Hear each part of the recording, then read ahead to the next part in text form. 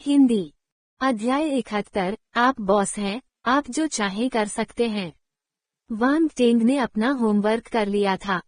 ऊर्जा पत्थरों का निर्माण स्वर्ग और पृथ्वी के भीतर के बल को खनिजों में एकत्रित करके किया गया था। ये खनिज विशेष भूभागों के कारण पृथ्वी के नीचे गहरे दबे हुए थे। विकास की एक लंबी अवधि के बाद ये खनिज धीरे धीरे बल क्रिस्टल वाले पत्थरों में बदल गए। वे ज्यादातर जिंगावू महाद्वीप में पाए जाते थे। पृथ्वी पर फोर्स का आक्रमण सिर्फ 30 साल पहले हुआ था। ऊर्जा पत्थर बनने में इतना समय नहीं लगा था। जहां तक आध्यात्मिक दान की बात है, तो वे कीमियागरों द्वारा बनाए गए थे जिन्होंने विशेष तरीकों का उपयोग करके सभी प्रकार की आध्यात्मिक जड़ी बूटियों और दवाओं को मिलाया था। इन आध्यात्मिक दानों के कई अलग अलग उपयोग थे। हालांकि केवल मार्शल योद्धा ही इन दो संसाधनों का उपयोग करने में सक्षम थे। बेशक उन्होंने मार्शल योद्धाओं में सफलता पाने की चाह रखने वाले उन्नत चरण के मार्शल शिष्यों के लिए भी महत्वपूर्ण भूमिका निभाई। कुछ लोगों के लिए, यदि वे मार्शल योद्धा बनने की प्रक्रिया के दौरान पर्याप्त बल को अवशोषित करने में सक्षम नहीं थे, तो उनके सभी पिछले प्रयास व्यर्थ हो जाएंगे। ऐसे क्षणों में कई ऊर्जा पत्थरों का होना, जिनमें बल या आध्यात्मिक दान का एक टुकड़ा हो, सबसे अच्छी गारंटी थी। हालांकि ऊर्जा पत्थर और आध्यात्मिक दान महत्वपूर्ण संसाधन थे जो केवल विभिन्न शक्तिशाली गुटों को ही बड़ी मात्रा में दिए जाते थे। उदाहरण के लिए स्कूल, सेना या उच्च श्रेणी की मार्शल आर्ट अकादमियां। केवल इन गुटों से संबंधित मार्शल योद्धा ही इन संसाधनों का आनंद ले सकते थे। जहां तक अन्य छोटे गुटों की बात है, उनके पास उपलब्ध संसाधन बहुत सीमित थे। यहां तक कि बाजार में भी केवल सरकार द्वारा आधिकारिक तौर पर मान्यता प्राप्त बड़े ब्रांड ही इन वस्तुओं को बेच पाते थे। आखिरकार, यदि ये संसाधन कुछ षड्यंत्रकारियों के हाथों में पड़ गए और उन्होंने दुष्ट मार्शल योद्धाओं का एक समूह तैयार कर लिया, तो ये बहुत बड़ी समस्या होगी। ये संसाधन काले बाजार में उपलब्ध थे, लेकिन बहुत कम मात्रा में। पैसा होने पर भी इन्हें पाना संभव नहीं था। डोंगहाई नंबर 1 हाई स्कूल के प्रिंसिपल द्वारा अपने छात्रों को पुरस्कार के रूप में ये दोनों वस्तुएं देना निस्संदेह असाधारण बात थी। जहां तक रहस्यमय इनाम का सवाल है, तो वांग टेंग को समझ में नहीं आया कि क्या कहे। क्या ये लोग इसी तरह खेलते थे? पिछली बार झोउ बैयुन ने भी इसी तरह का व्यवहार किया था। अब उसका प्रिंसिपल भी वही खेल खेल रहा था। ये बहुत बोरिंग था। उनकी उम्र कितनी थी? प्रधानाचार्य, मुझे लगता है कि पुरस्कार प्रणाली वास्तव में अच्छी है। ये परीक्षार्थियों को बेहतर करने के लिए प्रेरित करने में सक्षम है। मुझे विश्वास है कि इस वर्ष विश्वविद्यालय प्रवेश परीक्षा के लिए हमारा विद्यालय निश्चित रूप से अच्छे परिणाम प्राप्त करेगा। आप बस शांत मन से पुरस्कार तैयार कर सकते हैं, वांग टेंग ने सही कहा। उन्होंने अपने उत्तर में अपने बारे में एक शब्द भी नहीं बताया। लेकिन प्रिंसिपल की आंखें चमक उठीं। उसने वांग टेंग की तरफ देखा और एक अर्थपूर्ण मुस्कान दी। दोनों के बीच एक अव्यक्त आपसी समझ थी। अब जब आपने अपना वचन दे दिया है तो मैं निश्चिंत हो सकता हूँ। ठीक है, अब मैं आपके आराम में खलल नहीं डालूंगा। आप जैसे परीक्षार्थी जिन्होंने अपना निरीक्षण पूरा कर लिया है, वे दोपहर में आराम कर सकते हैं। रात को आप अगले परीक्षा स्थल पर जाएंगे। प्रिंसिपल ने अपनी बात खत्म की और अपना हाथ पीछे करके स्कूल के दूसरे नेताओं के साथ चले गए। मैंने पहले कभी यह क्यों नहीं सुना कि मार्शल आर्ट परीक्षा के लिए पुरस्कार हैं? वांग टेंग ने लिन चुहान से पूछा, जो उसके बगल में था। पुरस्कार हमेशा से मिलते रहे हैं, लेकिन तुमने इस पर ध्यान नहीं दिया। तुम्हें शर्म आनी चाहिए। अतीत में तुमने या तो क्लास छोड़ दी थी या क्लास में ध्यान नहीं दिया था। अगर तुम्हें इसके बारे में पता चलेगा तो यह अजीब होगा। लिन चुहान ने आंखें घुमाईं। ठीक है, यह मेरी गलती है। वांग टेंग अजीब तरह से हंसा। दोपहर में आप क्या करने की योजना बना रहे हैं? यांग जियान ने इस समय उन्हें बीच में रोका। दोपहर में कैफेटेरिया में लेवल निरीक्षण का लाइव प्रसारण होगा। मैं अपना समय वहीं बिताऊंगा, लिन चुहान ने सुझाव दिया। यह एक अच्छा विचार है। हमें दोपहर में होने वाले लेवल निरीक्षण पर ध्यान देना होगा। कौन जानता है, हो सकता है कि बचे हुए परीक्षार्थियों में कुछ काले घोड़े निकल आएं। यांग जियान ने सिर हिलाया। उसने वांग टेंग की ओर देखा और पूछा, युवा मास्टर वांग, आप क्या सोचते हैं? आपके पास क्या योजना है? मैं सोने के लिए जगह ढूंढ लूंगा। वांग टेंग ने जम्हाई ली। ठीक है, आप बॉस हैं। आप जो चाहें कर सकते हैं। यांग जियान ने हार मान ली। अंत में वांग टेंग कहीं नहीं गया। वे अभी भी अपनी परीक्षा के बीच में थे, इसलिए भले ही उसने अपना मूल्यांकन पूरा कर लिया था, लेकिन वह नहीं जा सकता था। वह केवल बाकी छात्रों के साथ कैफेटेरिया में आज्ञाकारी रूप से रह सकता था। आराम का 1 घंटा जल्दी ही बीत गया। जिन लोगों ने अपने स्तर का निरीक्षण नहीं कराया था, वे एक के बाद एक परीक्षा स्थल में प्रवेश कर गए। मूल्यांकन का एक नया दौर आधिकारिक रूप से शुरू हुआ। 8वीं कक्षा के सभी छात्र एकत्रित थे। वे निरीक्षण का सीधा प्रसारण देख रहे थे। बीच बीच में वे कुछ टिप्पणियां भी कर रहे थे। लिन चौहान और यांग जियान को लाइव प्रसारण बहुत दिलचस्प लगा। उन्होंने जल्द ही अन्य सहपाठियों के साथ चर्चा शुरू कर दी। वांग टेंग एक तरफ बैठ गया और अपनी ऊब के बीच अपना फोन स्वाइप करने लगा। वास्तव में अधिकांश परीक्षार्थी मध्यवर्ती स्तर के मार्शल शिष्य थे। तुलनात्मक रूप से उन्नत स्तर के मार्शल शिष्य कम थे। लगभग आधे घंटे के बाद उन्नत स्तर के मार्शल शिष्य प्रकट होने लगे। देखो, ये हुइंग हाई स्कूल से यान पेंग है। ताकत 924, गति 3.6 सेकंड, शारीरिक बनावट 93। यांग जियान ने अचानक कहा। उसने अपनी चीख से सबका ध्यान अपनी ओर आकर्षित कर लिया। देखते ही देखते सब लोग उस लड़के के बारे में चर्चा करने लगे। उसके नतीजे हमारे स्कूल के झू वू के बराबर हैं। उसकी ताकत और गति झू वू से भी बेहतर है। उनकी शारीरिक बनावट वास्तव में एक जैसी है। अगर उनका द्वंद्व युद्ध हुआ तो झू वू को नुकसान होगा। ये कहना मुश्किल है। हालांकि झू वू की ताकत और गति कमजोर है, लेकिन आपको यह नहीं भूलना चाहिए कि किसी व्यक्ति की क्षमता में उसकी बुनियादी युद्ध तकनीकें भी शामिल होती हैं। ये सही है। अगर झू वू को यान पेंग की तुलना में अपनी बुनियादी युद्ध तकनीकों की बेहतर समझ है, तो ये कहना मुश्किल होगा कि कौन जीतेगा। हर कोई इन दोनों युवाओं की क्षमता की तुलना करने से खुद को रोक नहीं पाया। जब हुइंग हाई स्कूल के छात्रों ने डोंगहाई नंबर 1 हाई स्कूल के छात्रों की चर्चा सुनी, तो उनके चेहरे पर गर्व का भाव दिखाई दिया। देखो, हमारे हुइंग के पास शक्तिशाली उन्नत चरण के मार्शल शिष्य भी हैं। हम भी तुम्हारे जैसे ही शक्तिशाली हैं। तुम इतने घमंडी क्यों हो रहे हो? हालांकि जब उन्होंने वांग टेंग को बोरियत में अपने फोन को स्क्रॉल करते हुए देखा, तो वे तुरंत उदास हो गए। यहाँ तक कि जब यान पेंग जैसे उन्नत चरण के मार्शल शिष्य दिखाई दिए, तो भी उन्होंने चिंता का कोई संकेत नहीं दिखाया। यान पेंग और वांग टेंग के बीच की दूरी अभी भी थोड़ी ज्यादा थी। इस बड़े बॉस के साथ डोंगहाई नंबर 1 हाई स्कूल का नेतृत्व करते हुए इस साल हुइंग हाई स्कूल के लिए उनसे आगे निकलना मुश्किल होगा। क्रोधित करने वाला NOLBIN.com। डोंगहाई नंबर 1 हाई स्कूल में ये राक्षस कैसे प्रकट हुआ? हुइंग हाई स्कूल के छात्र नाखुश थे, लेकिन वे कुछ नहीं कर सकते थे। उनके हाथ बंधे हुए थे, जब तक कि उनके स्कूल में कोई छुपा हुआ काला घोड़ा न आ जाए। और यह घोड़ा वांग टेंग जितना ही काला होना चाहिए था। स्तर निरीक्षण अंततः समाप्त हो गया। अंत में कई उन्नत चरण के मार्शल शिष्य थे, लेकिन उनकी कोई भी क्षमता झू वू और यान पेंग से अधिक नहीं थी।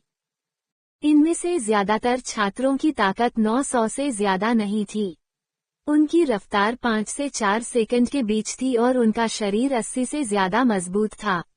सिर्फ 1 या 2 ही 90 के निशान से आगे निकल पाए। उनमें और झू वू और यान पेंग में फिर भी काफी अंतर था। अपराह्न स्तर निरीक्षण पूरा हो गया था। सभी परीक्षार्थियों को 2 बड़े समूहों में विभाजित किया गया था। एक समूह में वे लोग थे जो असफल हो गए थे, जिन्हें तुरंत घर भेज दिया गया। दूसरे समूह में वे लोग थे जो तुरंत अगले परीक्षा केंद्र पर जा रहे थे। लियू वेंशी जिक्सन मार्शल हाउस के चौक में सभी परीक्षार्थियों के सामने खड़ा था। उसकी आवाज पूरे चौक में फैल गई। यह अफसोस की बात है कि आप में से कुछ पास नहीं हो पाए। हालांकि आप सभी अभी भी युवा हैं। अगले साल आपके पास एक और मौका होगा। जब तक मार्शल आर्ट परीक्षा आपकी महत्वाकांक्षा है और आप कभी हार नहीं मानते, मुझे विश्वास है कि आप मार्शल आर्ट परीक्षा पास करेंगे और एक दिन विश्वविद्यालय में प्रवेश लेंगे। हमारा देश मार्शल आर्ट को अधिक से अधिक महत्व दे रहा है। मुझे यकीन है कि आप सभी इसे देख सकते हैं, इसलिए आसानी से हार न मानें। आपके लिए अभी भी अवसर हैं। मुझे उम्मीद है कि मैं अगले साल फिर से आपसे मिलूंगा। असफल छात्र निराश हो रहे थे और कुछ के मन में दूसरे विचार भी आ रहे थे, लेकिन जब उन्होंने उसकी बातें सुनी तो उनके विचार फिर से दृढ़ हो गए। अगर वे इस साल पास नहीं हो पाए तो वे अगले साल या उसके बाद फिर से परीक्षा दे सकते हैं। इस युग में मार्शल आर्ट का चलन पहले से ही था। अगर वे मार्शल योद्धा नहीं बन पाते तो पिछड़ जाते। कोई भी समाज के सबसे निचले तबके में नहीं रहना चाहता था। विज्ञापन हटाकर अपने पढ़ने के अनुभव को बेहतर बनाएं। संपर्क अध्याय 72। आओ और गाओ, शर्माने की कोई जरूरत नहीं। स्तरीय निरीक्षण में पास हुए परीक्षार्थी अभी बसों में बैठे थे। बसों की एक लंबी कतार लग गई थी जो एक निश्चित दिशा की ओर बढ़ रही थी। दिन की शुरुआत में करीब 3000 मार्शल आर्ट परीक्षार्थी थे। अब लेवल निरीक्षण के बाद आधे से भी कम लोग बचे हैं। लगभग 1000 लोग ही बचे हैं। अस्वीकृति दर काफी अधिक थी। बसें लगभग 1 घंटे तक चलती रहीं और फिर धीरे धीरे उनकी गति धीमी हो गई। पूरी यात्रा के दौरान बसों के पर्दे बंद थे, इसलिए परीक्षार्थियों को पता ही नहीं चला कि वे कहाँ हैं। बस से नीचे उतर जाओ। बस के रुकने के बाद लियू वेंशी की आवाज बाहर सुनाई दी। परीक्षार्थी बस से नीचे उतर गए। उन्हें जल्द ही एहसास हो गया कि उनके सामने वास्तव में एक भारी सुरक्षा वाला सैन्य शिविर था, जिसके प्रवेश द्वार पर एक संतरी तैनात था। सैनिक वहां रून राइफलों के साथ खड़े थे और आने वाले लोगों पर नजर रख रहे थे। माहौल में गंभीरता छा गई। देखते ही देखते सभी परीक्षार्थी चुप हो गए। किसी की भी ऊंची आवाज में बोलने की हिम्मत नहीं हुई। मार्शल आर्ट की परीक्षा सैन्य शिविर में है। हालांकि अभी भी लोग धीमी आवाज में चर्चा कर रहे थे। यह मार्शल आर्ट की परीक्षा है। ये सामान्य विश्वविद्यालय प्रवेश परीक्षा से कहीं ज्यादा सख्त है। यहाँ तक कि परीक्षा स्थल भी सैन्य शिविर में ही है। ये बेहद भयावह है। सैन्य शिविर में शोर की अनुमति नहीं है। चुप रहो, लियू वेंशी ने भौहें सिकोड़ी और परीक्षार्थियों को डांटा। तुरंत ही मक्खियों के भिनभिनाने जैसी लगने वाली धीमी चर्चाएं पूरी तरह से गायब हो गईं। सभी परीक्षार्थी उसकी ओर गौर से देखने लगे। इसी समय सैन्य वर्दी पहने एक मध्यम आयु वर्ग का व्यक्ति वहां आया। आप अंततः आ ही गए। आपको इतने लंबे समय तक इंतजार कराने के लिए मुझे खेद है, लियू वेंशी ने विनम्रता से कहा। मेरे पीछे पीछे अंदर आओ। हालांकि तुम्हें अपनी गाड़ियां बाहर पार्क करनी होंगी। सैन्य वर्दी पहने हुए आदमी ने ज्यादा कुछ नहीं कहा। वह परीक्षार्थियों को सीधे सैन्य शिविर में ले गया। परीक्षार्थी एक लंबी कतार में खड़े थे। लियू वेंशी और सैन्य वर्दी पहने हुए व्यक्ति के नेतृत्व में वे गेट से होकर गुजरे। सैन्य शिविर में प्रवेश करने से पहले उनकी एक बार जांच और स्कैनिंग की गई। पूरा सैन्य शिविर असाधारण रूप से विशाल लग रहा था। ये बहुत शांत था और माहौल गंभीर था। कभी कभी ड्यूटी पर तैनात सैनिक उनके पास से गुजरते थे। एक चौकी पर 3 कदम और एक संतरी पर 5 कदम।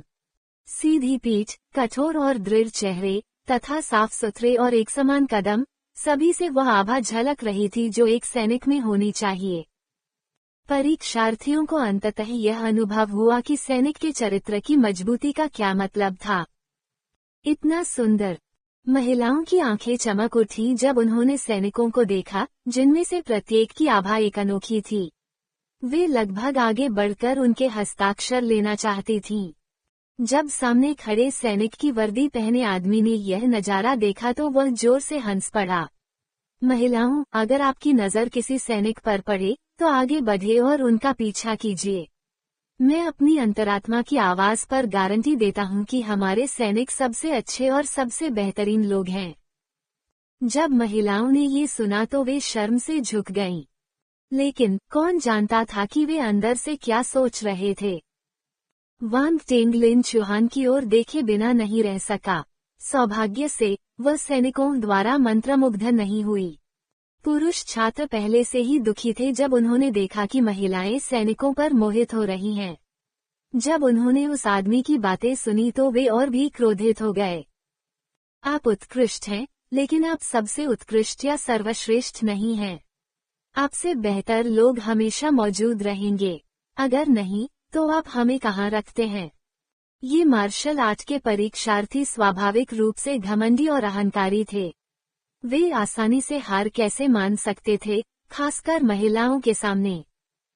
हा, तुम छोटे दोस्तों, अगर तुम आश्वस्त नहीं हो तो हम आज रात एक प्रतियोगिता कर सकते हैं। सैन्य वर्दी पहने हुए आदमी जोर से हंसा।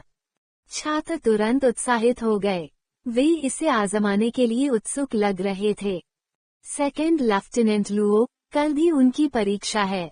कृपया मेरे लिए परेशानी खड़ी न करें, लियू वेंशी ने असहाय होकर कहा। समस्या क्या है? कल उनके पेपर हैं। इससे उन पर ज्यादा असर नहीं पड़ेगा, सैन्य वर्दी पहने हुए व्यक्ति ने बेपरवाही से जवाब दिया। ये बात मुझसे मत कहो, अपने बॉस से कहो, जाकर गवर्नर जियांग से कहो। लियू वेंशी ने आंखें घुमाईं। बोरिंग, सैन्य वर्दी पहने हुए आदमी ने मुंह बनाया। NOWELBEIN.COM। कुछ क्षण बाद वह सभी को लकड़ी के मकानों की एक पंक्ति के सामने ले गया। यही वह जगह है जहां आप रहेंगे। एक कमरे में 4 लोग रहेंगे। कृपया अपने रूममेट खुद ढूंढ लें। मैं तुम्हें साफ सफाई करने के लिए आधा घंटा देता हूँ। आधे घंटे बाद हम तय समय पर डिनर शुरू करेंगे। अगर कोई चूक गया तो तुम्हें आज रात भूखे ही सोना पड़ेगा। इसके अलावा मुझे आपको याद दिलाना है कि आपको सैन्य नियमों का पालन करना होगा क्योंकि आप सैन्य शिविर में हैं। सभी कमरे साफ सुथरे होने चाहिए। आपको अपना सामान ठीक से रखना चाहिए और उसे हर जगह नहीं फेंकना चाहिए। जब आप सो नहीं रहे हों तो आपको अपने कंबल और तकिए को चौकोर आकार में मोड़ना होगा। हमारे पास लोग आपकी जांच करेंगे। अगर कोई ऐसा नहीं कर पाता है तो उसे परीक्षा से अयोग्य घोषित कर दिया जाएगा। सैन्य वर्दी पहने व्यक्ति के बोलने के बाद छात्रों के चेहरे पर भाव बदल गए। क्या अगर वे अपने कंबल ठीक से नहीं मोड़ेंगे तो उन्हें अयोग्य घोषित कर दिया जाएगा?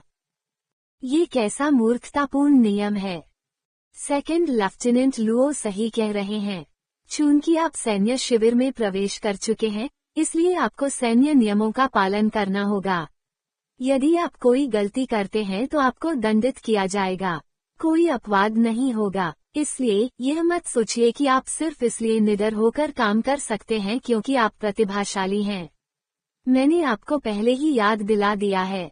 आप तय कर सकते हैं कि आप क्या करना चाहते हैं। लियू वेंशी ने सिर हिलाया और कहा, हमने उल्टी गिनती शुरू कर दी है।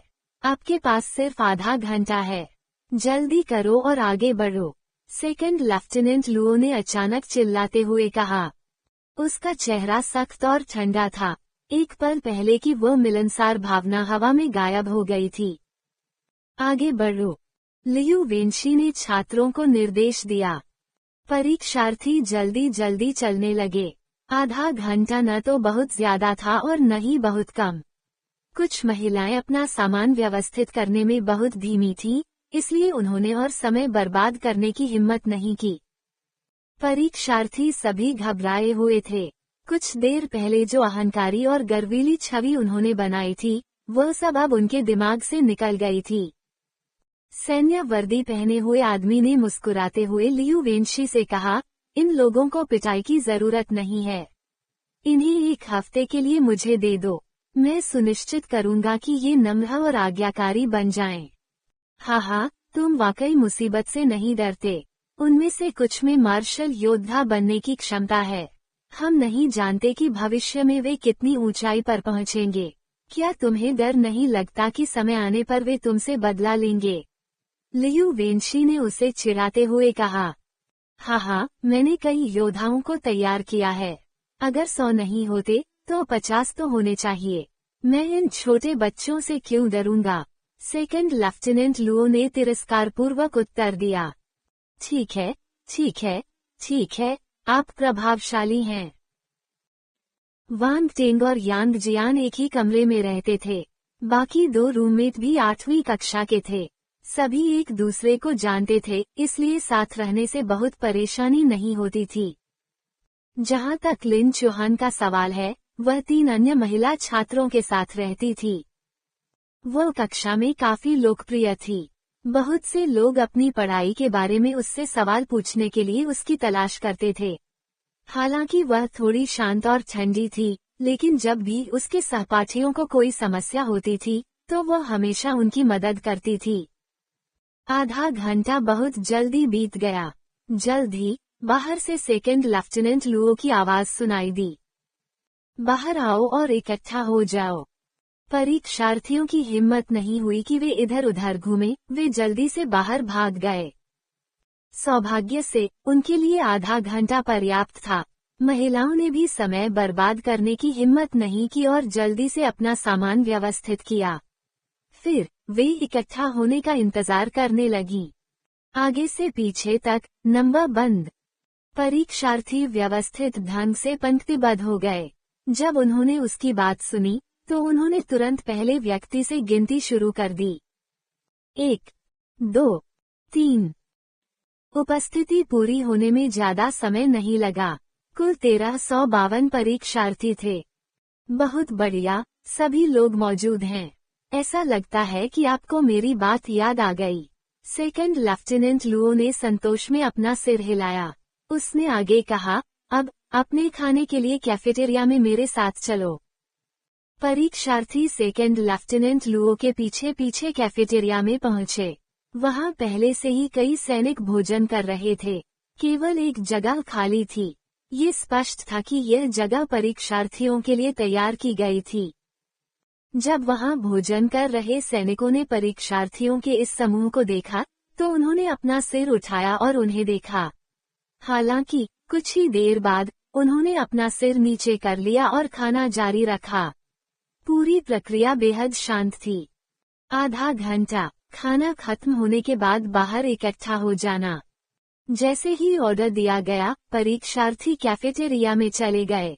उन्होंने अपनी सीटें ढूंढी और खाना खाने बैठ गए। वे सेना में बहुत कम समय से थे, लेकिन उन्होंने पहले ही हर आदेश का बिना चूके पालन करना शुरू कर दिया था। हर आदेश को बिना चूके निष्पादित करने की बात तो दूर, उन्हें मुख्यतः परीक्षा से अयोग्य घोषित किए जाने का डर था। परीक्षार्थियों के पास शिकायत करने के लिए कोई नहीं था। वे पहले ही सैकड़ों बार अपने दिल में सेकंड लेफ्टिनेंट लुओ को कोस चुके थे। उन्होंने मन ही मन कसम खाई कि वे भविष्य में कभी भी सैन्य अकादमियों के लिए आवेदन नहीं करेंगे। ये बहुत घिनौना था। जब सभी ने खाना खा लिया तो शाम के 7:30 बज चुके थे। शिविर में रोशनी जल रही थी और मैदान में जोर जोर से सैन्य गीत बज रहे थे। गीत के कारण गंभीर सैन्य शिविर थोड़ा ज्यादा जीवंत लग रहा था। युवा महिलाओं, युवा पुरुषों, क्या आप कुछ गीत गाने में रुचि रखते हैं? सेकंड लेफ्टिनेंट लुओ ने मुस्कुराते हुए पूछा। क्या कोई सुंदर बहन सैनिक हैं? ऐसा कुछ भी नहीं है जो हम न गा सकें। किसी ने बहुत ही साहस के साथ यह वाक्य बोला। तुरंत ही भीड़ में कोलाहल मच गया। ओह, ये सही है, क्या वहाँ सुंदर बहन सैनिक हैं? हम द्वंद्व युद्ध तो नहीं कर सकते, लेकिन हम गायन में प्रतिस्पर्धा कर सकते हैं। अच्छा हुआ, सेकंड लेफ्टिनेंट लुओ गुस्से में हंसा। उसने पहले कभी लोगों का ऐसा बेलगाम झुंड नहीं देखा था। आओ आओ, चलो वहाँ चलते हैं और एक प्रतियोगिता करते हैं। अगर तुम जीत गए, तो हम तुम्हें हमारी सैन्य सुंदरी को देखने देंगे। आप अपनी बात से पीछे नहीं हट सकते। परीक्षार्थियों का साहस तब और बढ़ गया जब उन्होंने देखा कि उन्होंने मार्शल आर्ट की परीक्षा से उन्हें अयोग्य ठहराने का जिक्र नहीं किया। उन्होंने सेकंड लेफ्टिनेंट लुओ को चुनौती देने की हिम्मत भी की। लियू वेंशी ने ये देखकर अपना सिर हिलाया। इस सेकंड लेफ्टिनेंट लुओ से निपटना आसान नहीं था। कल भी उनकी परीक्षा थी। क्या उनके लिए रात में इतनी मेहनत से खेलना ठीक रहेगा? लेकिन जब उन्होंने देखा कि परीक्षार्थी कितने उत्साहित थे, तो उन्हें लगा कि उन्हें ऐसे ही रहने देना चाहिए। इसे भूल जाओ, वे इस मौके का उपयोग आराम करने के लिए कर सकते हैं। मुझे आश्चर्य है कि बाइलियन मार्शल हाउस और लीटिंग मार्शल हाउस में पढ़ने वाले परीक्षार्थी कैसे हैं। उनके सैन्य शिविरों में क्या स्थिति है? लियू वेंशी के पास खड़े शिक्षा मंत्रालय के एक नेता ने अचानक पूछा। शिक्षा मंत्रालय के एक अन्य नेता ने मुस्कुराते हुए जवाब दिया, उनके पास सेकंड लेफ्टिनेंट लुओ जैसा कोई अविश्वसनीय नेता नहीं है, इसलिए वे ठीक रहेंगे। हा, ये सच है।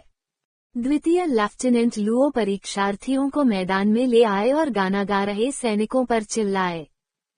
भाइयों, इन नौसिखियों ने आपको गाते हुए सुना और उन्हें यकीन नहीं हुआ। वे आपसे प्रतिस्पर्धा करना चाहते हैं। आप क्या सोचते हैं? चलो मुकाबला करते हैं। कोई भी पीछे हटने वाला नहीं है। प्लाटून लीडर जैसा दिखने वाला एक सैनिक पास आया और बोला, चलो प्रतिस्पर्धा करें। चलो प्रतिस्पर्धा करें। दूसरे सैनिक भी उत्साहित हो गए। वे पीछे नहीं हटे और जयकारे लगाने लगे। चलो प्रतिस्पर्धा करते हैं, हम तुमसे नहीं डरते। पुरुष छात्रों में प्रतिस्पर्धा की भावना जागृत हुई।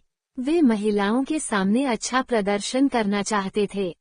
कौन जानता था, शायद वे मार्शल आर्ट की परीक्षा पास कर लें और गर्लफ्रेंड के साथ घर भी लौट आएं। वे बस इसके बारे में सोचकर ही खुश हो गए। तुरंत ही मैदान पर गाने की आवाजें सुनाई देने लगीं। ताली, संगत और जयकार की आवाजें मिलकर एक खूबसूरत सिम्फनी बन गईं। आज की रात बेचैनी भरी रात थी। अध्याय 73, स्टार बोर्न। अगले दिन परीक्षा का समय सुबह 9 बजे था। हालांकि सुबह 7 बजे सेकंड लेफ्टिनेंट लुओ की सीटी से परीक्षार्थी जाग गए। कल उन्होंने बहुत अच्छा समय बिताया, लेकिन अंत में परीक्षार्थियों का ये समूह सैनिकों से नहीं जीत सका। सभी सैनिकों की आवाज बहुत ऊंची थी। उनका गायन कौशल भी बुरा नहीं था और 2 घंटे गाने के बाद भी उनकी आवाज भारी नहीं हुई। वे उन्हें उकसाने का जोखिम नहीं उठा सकते थे। जाने का समय हो गया है, जाने का समय हो गया है। पुरुष छात्र सैन्य सुंदरी को देखने में सफल नहीं हो सके और उन्हें शर्मिंदगी भी उठानी पड़ी। सीटी की आवाज सुनकर परीक्षार्थी चौंककर जाग गए। वे अचंभित थे, लेकिन जब उन्हें याद आया कि कल रात सेकंड लेफ्टिनेंट लुओ ने क्या कहा था, तो वे तुरंत उठ खड़े हुए। परीक्षा से अयोग्य घोषित। वे जाग रहे थे। वे पूरी तरह जागे हुए थे। सभी ने अपने आप को साफ करने के लिए अपनी सबसे तेज गति का इस्तेमाल किया और बैरक से बाहर निकल आए। वे सेकंड लेफ्टिनेंट लुओ के सामने इकट्ठे हुए। जब उन्होंने सेकंड लेफ्टिनेंट लुओ को देखा, तो सभी के चेहरे पर एक ही भाव था, छिपी हुई कड़वाहट। लेकिन सेकंड लेफ्टिनेंट लुओ ने उनकी बात अनसुनी कर दी। वो लियू वेंशी और शिक्षा मंत्रालय के दूसरे नेताओं के साथ खुशी खुशी बातें करता रहा। कभी कभी वो इस घड़ी को देखता। सभी ने नफरत से अपने दांत पीस लिए। ठीक है, अब समय आ गया है। इकट्ठा हो जाओ और नंबर लगाओ। परीक्षार्थियों ने पिछली रात की तरह ही गिनती पूरी कर ली। स्वाभाविक रूप से इस तरह के महत्वपूर्ण क्षण में कोई भी गेंद को नहीं छोड़ेगा। भले ही वे धीमे हों, उनके बगल में बैठा छात्र मदद करेगा। सेकंड लेफ्टिनेंट लुओ सभी को नाश्ते के लिए कैफेटेरिया में ले गया। फिर वो उन्हें एक इमारत में ले गया। परीक्षा शुरू होने से पहले परीक्षार्थियों ने पूरे 1 घंटे तक इंतजार किया। 2 घंटे बाद घंटी बजी। परीक्षार्थी परीक्षा स्थल से चले गए। पेपर की परीक्षा सुचारू रूप से चली। कम से कम वांग टेंग को तो यही लगा। लेकिन कुछ परीक्षार्थियों के चेहरे देखकर ऐसा लग रहा था कि उन्होंने अच्छा प्रदर्शन नहीं किया है। वे बाहर आते ही आहें भरने लगे और कराहने लगे। मैंने परीक्षा के कुछ विषयों का अध्ययन नहीं किया। मैं मर चुका हूँ। हाँ, हमारे पास तैयारी के लिए सिर्फ 2 हफ्ते थे। समय बिल्कुल भी नहीं है। मुझे कुछ सवालों के बारे में कुछ जानकारी है, लेकिन मुझे जवाब याद नहीं आ रहा है। आपने तीसरे बहुविकल्पीय प्रश्न के लिए क्या चुना? क्या यह ए है? क्या ये बी नहीं है? मैंने सी चुना। मैंने डी चुना। वांग टेंग को जब अपने बगल में छात्रों की चर्चा सुनाई दी तो वह लगभग हंस पड़े। एक प्रश्न के लिए केवल 4 विकल्प थे। उन्होंने सभी को चुना। ये बहुत हास्यप्रद था। ऐसा लगता है कि आपने काफी अच्छा स्कोर किया है। वांग टेंग ने लिन चुहान के चेहरे पर एक सुकून भरी मुस्कान देखी। बुरा नहीं है। यह मुश्किल नहीं है। लिन चुहान ने इनकार नहीं किया। जैसी कि उम्मीद थी, उसके जैसी बेहतरीन छात्रा के लिए परीक्षा के पेपर हल करना आसान काम था। मैंने तो कहा था कि इस साल पेपर की परीक्षा कठिन नहीं होगी। यांग जियान दौड़कर आया और तारीफ करने लगा। पब फ्यूचर द्वारा विज्ञापन। इससे पहले, उन्होंने पहले ही उन्हें बता दिया था कि इस साल असाधारण परिस्थितियों के कारण पेपर कठिन नहीं होगा। अप्रत्याशित रूप से, वह सही थे। दोपहर में कुछ करने को नहीं था, इसलिए परीक्षार्थियों ने सेकंड लेफ्टिनेंट लुओ के नेतृत्व में सैन्य शिविर का दौरा किया। उन्होंने प्रशिक्षण ले रहे सैनिकों को भी देखा। बेशक, उन्हें कुछ गोपनीय क्षेत्रों में जाने की अनुमति नहीं थी। सैनिकों के प्रशिक्षण को देखते हुए, वांग टेंग ने कुछ ताकत और गति संबंधी गुण सीखे। लेकिन, वो बहुत करीब नहीं जा सकता था, इसलिए वो उन लोगों को इकट्ठा नहीं कर सकता था जो उससे दूर थे। इसके अलावा, शुद्ध शक्ति और गति विशेषताओं ने उसे बहुत प्रभावित नहीं किया। एक मार्शल योद्धा के लिए, बल ही आधार था। आपकी शक्ति जितनी मजबूत होगी, आपका शरीर भी उतना ही मजबूत होगा। इसके साथ ही आपकी ताकत और गति भी बढ़ेगी। मार्शल योद्धाओं और मार्शल शिष्यों के बीच यही अंतर था। उसके बाद, सेकंड लेफ्टिनेंट लुओ परीक्षार्थियों को बंदूकों से खेलने के लिए शूटिंग रेंज में ले गए। उन्होंने परीक्षार्थियों को मौज मस्ती करने की अनुमति दी। वांग टेंग बहुत खुश हुआ। उसे इस लाभ की उम्मीद नहीं थी। बंदूक कौशल तारांकन 1। बंदूक कौशल तारांकन 1। संग्रह के एक दौर के बाद, वांग टेंग की गन कुनफू ने अंततः अंक बदल दिए। गन कुनफू 2/10 आधार। यह 1.8 से बढ़कर 2 अंक हो गया। ये कुछ न होने से तो बेहतर ही है। वांग टेंग ने बधाई दी और साथ ही खुद को सांत्वना भी दी। दुर्भाग्यवश, सैन्य शूटिंग रेंज में भी उन्हें गन कुनफू की कोई विशेषता नजर नहीं आई। अपराह्न। वांग टेंग अभी आराम करने की तैयारी कर ही रहा था कि लियू वेंशी उसे ढूंढने आई। चाचा, आप यहाँ क्यों हैं? नवंबर LBJNN।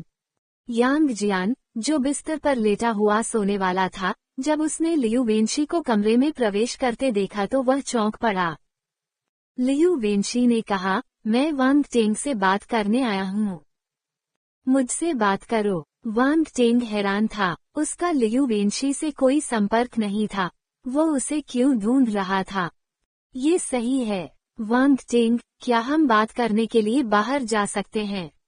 लियू वेंशी ने सिर हिलाया। वे दोनों बैरक से बाहर निकले और एक एकांत कोना ढूंढ लिया। चाचा लियू, आप मुझे क्यों ढूंढ रहे हैं? वांग टेंग ने पूछा। लियू वेंशी को ये सुनकर बहुत खुशी हुई कि वांग टेंग ने उसे किस तरह संबोधित किया। इस युवक में जबरदस्त क्षमता थी, लेकिन फिर भी वह उसका बहुत सम्मान करता था। उसने मुस्कुराते हुए कहा, मैं तुम्हें नहीं ढूंढ रहा हूँ। कोई तुमसे मिलना चाहता है। कोई मुझसे मिलना चाहता है। कौन है वह? वांग टेंग और भी हैरान हो गया। पब फ्यूचर द्वारा विज्ञापन। लियू वेंशी ने अपना शरीर झुकाया। बैरक के पीछे से एक थोड़ा मोटा अधेड़ आदमी बाहर आया। यह मैं हूँ। छात्र वांग टेंग, आपको देखना इतना आसान नहीं है, मध्यम आयु वर्ग के व्यक्ति ने मुस्कुराते हुए कहा। ये हमारे निदेशक हैं, लियू वेंशी ने सम्मानजनक लहजे में परिचय कराया। डायरेक्टर हे वांग टेंग चौंक गया। उसने लियू वेंशी की पहचान के बारे में सोचा। ये डायरेक्टर हे शिक्षा मंत्रालय में सबसे उच्च पदस्थ अधिकारी होना चाहिए। क्या मैं जान सकता हूँ कि तुम मुझे क्यों ढूंढ रहे हो? वांग टेंग ने पूछा। निर्देशक ने देखा कि वांग टेंग ने पहले ही उसकी पहचान का अनुमान लगा लिया था, इसलिए उसने मुस्कुराते हुए जवाब दिया, वांग टेंग, आप पहले से ही एक मार्शल योद्धा बन गए होंगे। वांग टेंग अचंभित रह गया। क्या मैंने खुद को उजागर कर दिया है? उसे यह कैसे पता चला? यह असंभव है। मैंने कभी कोई खामी नहीं बताई। क्या वह मुझे बेवकूफ बनाने की कोशिश कर रहा है? पहले तो लियू वेंशी बहुत उत्सुक थे। निर्देशक हे ने वांग टेंग को देखने के लिए रात के बीच में सैन्य शिविर में प्रवेश करने के लिए कुछ तार खींचे थे। वह समझ नहीं पा रहा था कि उसने ऐसा क्यों किया। यद्यपि वांग टेंग ने एक चरम मार्शल शिष्य की क्षमताओं का प्रदर्शन किया था, लेकिन ये थोड़ा ज्यादा था। अब अंततः उसे डायरेक्टर हे का उद्देश्य समझ में आ गया। वांग टेंग वास्तव में एक मार्शल योद्धा था। लियू वेंशी को अपनी सुनने की क्षमता पर संदेह होने लगा। हालांकि डायरेक्टर हे बेतरतीब ढंग से शूटिंग नहीं कर रहे थे। उनके पास सबूत होने की बहुत संभावना थी। निर्देशक हे, आप मजाक कर रहे हैं। मैं तो बस एक चरम मार्शल शिष्य हूँ। मैं एक मार्शल योद्धा कैसे हो सकता हूँ? वांग टेंग के चेहरे पर भाव में कोई बदलाव नहीं आया और उसने मुस्कुराते हुए जवाब दिया, अगर आप इसे स्वीकार नहीं करना चाहते तो कोई बात नहीं। निर्देशक ने बेपरवाही से मुस्कुराते हुए कहा। उन्होंने आगे कहा, लेकिन मुझे उम्मीद है कि आप कल वास्तविक युद्ध मूल्यांकन में प्रथम बन सकते हैं। मुझे उम्मीद है कि आप बेहतर प्रदर्शन कर सकते हैं और सभी को आप पर ध्यान देने देंगे। इसकी चिंता मत करो। विश्वविद्यालय प्रवेश परीक्षा मेरे लिए बहुत महत्वपूर्ण है। मैं निश्चित रूप से अपना सर्वश्रेष्ठ प्रदर्शन करूंगा। वांग टेंग धुआं उड़ा रहा था। अपनी पूरी कोशिश। लेकिन आप ये कैसे जान सकते हैं कि मेरा सर्वश्रेष्ठ क्या है? हाँ। निर्देशक ने कुछ नहीं कहा। उसने बस अपनी जेब से एक डिब्बा निकाला। उसके हाव भाव से पता चल रहा था कि वह थोड़ा अनिच्छुक था, लेकिन फिर भी उसने वांग टेंग के सामने उसे खोल दिया। यह क्या है? बॉक्स के अंदर हथेली के आकार की एक हड्डी थी। ये पूरी तरह से काले हरे रंग की थी और चमकदार और पारदर्शी थी, जिससे धातु जैसी चमक आ रही थी। यह अत्यंत सुंदर लग रहा था। स्टार हड्डी, लियू वेंशी ने चिल्लाकर कहा। ये सही है, यह एक स्टार बोन है। डायरेक्टर ने सिर हिलाया। उसके चेहरे का मांस थोड़ा कांप रहा था। Heartpain.jpg। तुम क्या सोचते हो? यदि तुम वास्तविक युद्ध मूल्यांकन के दौरान एक मार्शल योद्धा की शक्ति दिखाते हो, तो ये स्टार बोन तुम्हारी होगी। निर्देशक उन्होंने वांग टेंग से कहा। पब फ्यूचर द्वारा विज्ञापन। वांग टेंग ने गहरी सांस ली। उसने पहले भी स्टार बोन के बारे में सुना था। ये स्टार बीस्ट के शरीर का वह हिस्सा था जिसमें सबसे ज्यादा सार होता था। इसके दिखने की संभावना बेहद कम थी। केवल विशेष वातावरण में रहने वाले असाधारण रूप से प्रतिभाशाली और शक्तिशाली तारा जंतु ही अपने शरीर में तारा हड्डियों को जन्म देंगे। इसके अलावा प्रत्येक तारा जंतु सामान्यतः केवल एक ही तारा अस्थि को जन्म देगा। ये सितारे की हड्डियां बहुत बड़ी नहीं थीं। वे केवल हथेली के आकार की थीं और कुछ तो क्रिस्टल के मन के जितनी छोटी थीं। सबसे महत्वपूर्ण बात ये थी कि हर एक स्टार हड्डी में विशेष क्षमताएं निहित थीं। सितारों की हड्डियों के कई उपयोग थे। उनका इस्तेमाल हथियार बनाने के लिए किया जा सकता था। इस मामले में उनकी अतिरिक्त क्षमताएं हथियारों से जुड़ी होंगी। ये हथियार ऐसे खजाने थे जिन्हें पाना मुश्किल था। इस प्रकार कोई ये देख सकता था कि सितारों की हड्डियां कितनी दुर्लभ और कीमती थीं। निर्देशक हे इसे हटाने के लिए क्यों तैयार थे? क्यों? वांग टेंग ने अपना दिमाग नहीं खोया। उसने सीधे डायरेक्टर हे को देखा और उससे पूछा, पदोन्नति के लिए? निर्देशक वह थोड़ा मुस्कुराया। उसने अपना इरादा नहीं छिपाया और सीधे कहा, मैं कई सालों से इस पद पर हूँ। अगर मुझे कोई अवसर नहीं मिला तो मैं शायद रिटायर होने तक इस पद पर बना रहूंगा। हालांकि स्वर्ग मेरे साथ बहुत अच्छा व्यवहार करता है। तुम मेरे लिए अवसर हो। मैं कई सालों से राजनीति की दुनिया में हूँ और अब मैं युवा नहीं रहा। मैं पहले ही मार्शल आर्ट के रास्ते पर आगे बढ़ने का दृढ़ संकल्प खो चुका हूँ। अगर इस स्टारबोन में रक्षा क्षमताएं होती तो मैं इसका इस्तेमाल अपने लिए कर सकता था। दुर्भाग्य से ऐसा नहीं है। इसलिए मैं इसे लोगों को अपनी ओर आकर्षित करने के लिए इनाम के रूप में इस्तेमाल करने की योजना बना रहा हूँ। मुझे इस पुरस्कार के योग्य कोई व्यक्ति कभी नहीं मिला, इसलिए यह अभी भी मेरे पास है। लेकिन आप अलग हैं। आप युवा हैं और आप में बहुत संभावनाएं हैं। आप मेरे करियर में आगे बढ़ने में भी मेरी मदद कर सकते हैं। स्टारबोन कीमती है, लेकिन मेरे दिल में इससे भी ज्यादा महत्वपूर्ण चीजें हैं। निर्देशक, वो बहुत सीधे थे। उन्होंने अपनी महत्वाकांक्षा को भी खुलकर उजागर किया। वांग टेंग ने उसे बहुत देर तक घूर कर देखा, लेकिन उसे शक करने लायक कुछ भी महसूस नहीं हुआ। वह मोटा चेहरा भी बेहद ईमानदार लग रहा था। यह अजीब है। हालांकि वांग टेंग जानता था कि उनके जैसे लोग सभी धूर्त बूढ़े लोमड़ी हैं। वह अभी भी थोड़ा हिचकिचा रहा था। स्टारबोन अच्छी थी, लेकिन अगर उसने ऐसे महत्वपूर्ण अवसर पर अपनी मार्शल योद्धा क्षमता को उजागर किया, तो उसे नहीं पता था कि इससे कितनी बड़ी परेशानी हो सकती है। मुझे पता है कि तुम किस बात को लेकर चिंतित हो। निर्देशक को ऐसा लग रहा था कि वो उसके विचारों को पढ़ सकता है। उसने शांति से कहा, मैं एक अनुभवी व्यक्ति के रूप में तुम्हें सलाह देता हूँ। एक मार्शल योद्धा को लड़ना चाहिए। एक मार्शल योद्धा एक मार्शल शिष्य से अलग होता है। मार्शल योद्धाओं के बीच प्रतिस्पर्धा मार्शल शिष्यों की तुलना में बहुत अधिक तीव्र होती है।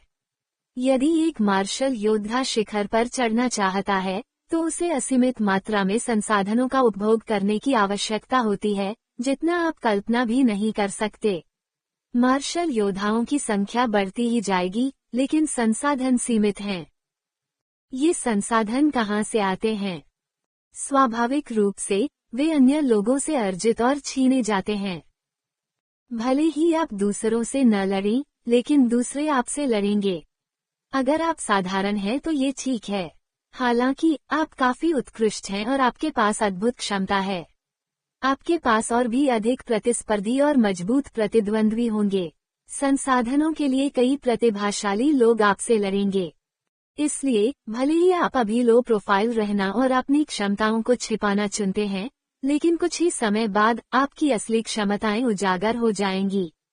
दूसरे आपको अपनी असली शक्ति दिखाने के लिए मजबूर करेंगे, जब तक कि आप काया बनने और बिना लड़े अपने हाथों में मौजूद संसाधनों को छोड़ने के लिए तैयार न हों। आप इसे हमेशा के लिए नहीं छिपा पाएंगे। निर्देशक हे के शब्दों ने वांग टेंग की अज्ञानता को उजागर कर दिया और उसे सदमे में डाल दिया। एक मार्शल योद्धा को लड़ना होगा। वांग टेंग को दो मार्शल योद्धा याद आ गए जो एक अंडे के लिए आपस में लड़कर मर गए थे। उसे वह दूसरा मार्शल योद्धा भी याद आ गया जो उसके साथी की चीजें छीनने के लिए उसे ढूंढने आया था। अंत में वह भी मर गया। वे सब लड़ रहे थे। वे सब उसे काम करने के लिए मजबूर कर रहे थे। निर्देशक को लगा कि उसकी बातें सही हैं। फिर भी उसे लगा कि कुछ अजीब है। वांग टेंग, तुमने मुझे निराश किया है। तुममें बहुत क्षमता है, लेकिन अगर तुम्हारे पास इसे पूरा करने के लिए सही मानसिकता नहीं है, तो तुम भविष्य में बहुत आगे नहीं बढ़ पाओगे। निर्देशक ने एक निराशा और खेदजनक भाव प्रकट किया। भूल जाओ, मैं तुम्हारे लिए मुश्किल नहीं बनाऊंगा। ऐसा मानो कि मैं आज नहीं आया। वह मुड़ा और चला गया। ऐसा लग रहा था जैसे वह अब वांग टेंग से बात नहीं करना चाहता था। वांग टेंग ने उसे देखा और वह दूर चला गया। वह बस उसकी पीठ को घूरता रहा। खांसी, वांग टेंग, तुम पुनर्विचार क्यों नहीं करते? जब वांग टेंग ने उसे वापस बुलाने से इनकार कर दिया, तो डायरेक्टर हे ने मन ही मन कोसा। उसके पास पीछे मुड़ने और चापलूसी भरे लहजे में पूछने के अलावा कोई विकल्प नहीं था। हम्फ, पिनहेड। अध्याय 74, द्वीप परीक्षा स्थल अनुवादक, हेनी ट्रांसलेशन संपादक, हेनी ट्रांसलेशंस। डायरेक्टर हे, आपको मेरे साथ चालाकी करने की जरूरत नहीं है। मैं सहमत हूँ कि आप जो कहते हैं वो सही है। हालांकि मेरी असली योग्यताएं पहले और बाद में उजागर होने में फर्क है। इसके अलावा परिस्थिति मुझे ऐसा करने की अनुमति नहीं देती। विश्वविद्यालय प्रवेश परीक्षा के दौरान सभी अलग अलग गुट मौजूद होते हैं। अगर मैं ऐसे समय में अपनी मार्शल योद्धा पहचान का खुलासा करता हूँ, तो बहुत से लोग इसके बारे में जान जाएंगे। मैं निश्चित रूप से खुद को अंतहीन मुसीबत में डाल लूंगा, वांग टेंग ने आगे कहा। निर्देशक निराश हो गया। इस आदमी को संतुष्ट करना मुश्किल था। वो उसे बिल्कुल भी मना नहीं सका। कोई बात नहीं, ऐसा लग रहा था कि उसे पदोन्नति से कोई मतलब नहीं था। यद्यपि वह इस समाचार की घोषणा उसकी सहमति के बिना भी कर सकता था, लेकिन इससे निश्चित रूप से वांग टेंग के दिल में नाराजगी पैदा होगी। उस समय अगर वांग टेंग उसके खिलाफ हो जाता, तो हालात बहुत खराब हो जाते। वह न केवल अपनी पदोन्नति खो देता, बल्कि उच्च अधिकारियों के दिलों में भी उसकी छवि खराब हो जाती। नुकसान लाभ से कहीं ज्यादा था। लेकिन इस समय वांग टेंग के रवैये में बदलाव आया। मैं इस सौदे को स्वीकार करता हूँ। निर्देशक उसकी आंखें खुली की खुली रह गईं। वो लगभग अपनी ही लार से घुट गया। छोटे बदमाश, क्या तुम अभी मेरे साथ खेल रहे थे? आप सचमुच साहसी हैं। उसने आंखें सिकोड़कर वांग टेंग को घूरा। हाँ, मेरी बात पर ध्यान मत दो। चलो अभी डील जारी रखते हैं। वांग टेंग डर गया और अजीब तरह से हंसने लगा। हम्फ, निर्देशक ने गहरी सांस ली और नाक सिकुड़ी। फिर उसने कहा, मैं जो कहता हूँ वही करता हूँ। जब तक आप एक मार्शल योद्धा की ताकत दिखाते हैं और वास्तविक युद्ध मूल्यांकन के दौरान शानदार प्रदर्शन करते हैं, ये स्टार बोन आपकी होगी। कोई बात नहीं, डील। वांग टेंग ने अपना हाथ बढ़ाया और डायरेक्टर हे से स्टार बोन छीनना चाहा। हालांकि बाद वाले ने अपना हाथ वापस खींच लिया और स्टार बोन को फिर से अपने पास रख लिया। तुम परिणाम आने से पहले इनाम लेना चाहते हो। तुम सपना देख रहे हो। डायरेक्टर ने मुंह बनाया। वांग टेंग ने पूछा, अगर आप इसे अभी मुझे नहीं देंगे, तो मुझे कैसे पता चलेगा कि आप अपना वादा निभाएंगे या नहीं? मैं ऐसा व्यक्ति नहीं हूं जो अपने शब्द वापस ले लूंगा, डायरेक्टर हे ने उसे घूर कर जवाब दिया। कौन जानता है, वांग टेंग ने उपहास किया। निर्देशक को निराशा तो हुई, लेकिन वह अपनी भड़ास किसी और को नहीं निकाल पाया। उसने एक और गहरी सांस ली और कहा, तो फिर हम एक समझौते पर हस्ताक्षर क्यों नहीं करते? वांग टेंग स्वाभाविक रूप से ऐसा करके खुश थे।